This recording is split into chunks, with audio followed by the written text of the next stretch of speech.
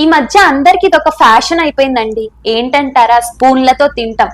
సాంప్రదాయానికి మారుపైన మన భారతదేశంలోనే ఇలా జరిగితే ఎలా చెప్పండి? అసలు మనం చేత్తో తింటాం వల్ల ఎన్ని బెనిఫిట్సో తెలుసా? దాంట్లో ఒక 2 బెనిఫిట్స్ నేను చెప్తాను చూడండి. మనం చేత్తో అన్నం కలుపుకొని తినేటప్పుడు ఒక ఇన్ఫర్మేషన్ అనేది బ్రెయిన్ కి పాస్ అవుతుంది. దాంట్లో కొన్ని సెల్స్ అనేవి యాక్టివేట్ అయ్యి స్టమక్ లో కొన్ని టైప్ ఆఫ్ యాసిడ్స్ అనేవి రిలీజ్ అవుతాయి. ఆ యాసిడ్స్ అనేవి మనం తింటున్న అన్నాన్ని డైజెస్ట్ చేయడానికి ఉపయోగపడతాయి. ఇంకో మెయిన్ రీజన్ ఏంటంటే మన చెయ్యి ఒక పంచభూత లింగం అండి. అంటే పంచభూతాలు దీంట్లో ఉంటాయి. బొటన వేలు వచ్చేసేసి అగ్నితత్వం, చూపుడు వేలు వచ్చేసేసి వాయుతత్వం, మధ్య వేలు వచ్చేసేసి ఆకాశం, ఉంగరపు వేలు వచ్చేసేసి భూమి, చిటికెన వేలు వచ్చేసేసి జలతత్వం.